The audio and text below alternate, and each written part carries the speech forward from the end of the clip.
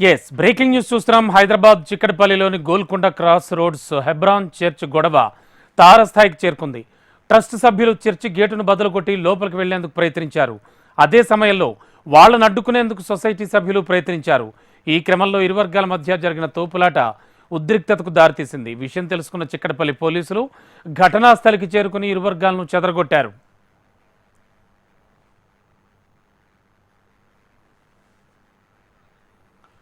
Court నుంచి అన్ని హక్కులు సొసైటీకే ఉన్నాయని, కొంతమంది ఆంధ్ర నాయకులు ఉద్దేశ్యపూర్వకంగానే గొడవలు చేసి హెబ్రాన్ ప్రతిష్టను దిగజారుస్తున్నారని చర్చి ప్రతినిధి వీరాచారి ఆరోపించారు.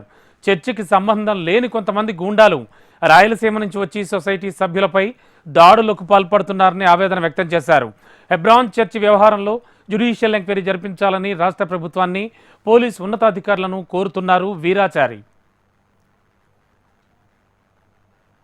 అద్దంకి నుంచి జగన్మోహన్ రెడ్డి సొంత మేనమామ ఎఫ్సిఎస్ పీటర్ ట్రస్ట్ సభ్యుడు, ఆయన ఆధ్వర్యంలో ఈరోజు చాలామంది రాయలసీమ నుంచి గుండాలను తీసుకొచ్చి హెబ్రోన్ చర్చ్ మీద దాడి చేయడం జరిగింది. ఉదయం 10:30, 11:30 సమయంలో. ఇది 1971లో సొసైటీ ఫామ్ అయింది. బక్సింగ్ గారు అనే బ్రదరు సొసైటీ ఫామ్ చేసిండు. అది చక్కగా 2000 సంవత్సరం వరకు జరిగింది.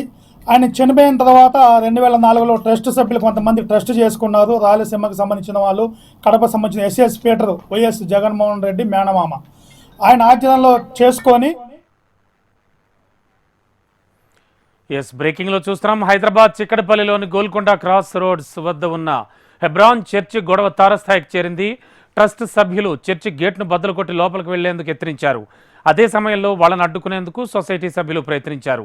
ఈ క్రమంలో ఇరు వర్గాల మధ్య ఘర్షణ తలెత్తింది. అయితే పోలీసులు సద్దు మణిగింపజేశారు. ఇదే అంశానికి సంబంధించి లేటెస్ట్ ఇన్ఫో అందించడానికి మా హైదరాబాద్ బ్యూరో చీఫ్ రమణ సిద్ధంగా ఉన్నారు. రమణ, ఈ గొడవ నేపథ్యం ఏంటి, ప్రస్తుతం ఎలా ఉంది సిచ్యువేషన్? అంటే చాలా రోజులుగా ఈ చర్చికి సంబంధించి ఎవరైతే ముఖ్యంగా సొసైటీ సభ్యులతో పాటు ట్రస్ట్ సభ్యులకు మధ్య గొడవలు జరుగుతున్నాయి.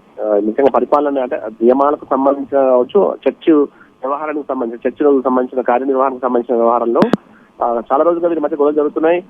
దానిలో భాగంగానే ఇటు ట్రస్ట్ సభ్యులు ఎవరైతే ఉన్నారో చాలా మంది ఈరోజు చర్చి గేట్ వరకు చేరుకుని సమావేశం, చర్చికి సంబంధించిన అభివృద్ధికి సంబంధించి ఒక సమావేశం ఏర్పాటు చేయాలని ఎన్నో రోజులు కోరుతున్నా, సమావేశం ఏర్పాటు చేయకుండా ఎందుకు డిలే చేస్తున్నటువంటి కామెంట్ వారు చేస్తూ లోపలికి చర్చికి వెళ్లే ప్రయత్నం చేస్తారు. దీంతో లోపల ఉన్న వారంతా అడ్డుకోవడం అంతా కూడా కొంత ఉద్రిక్తతకు దారితీసింది.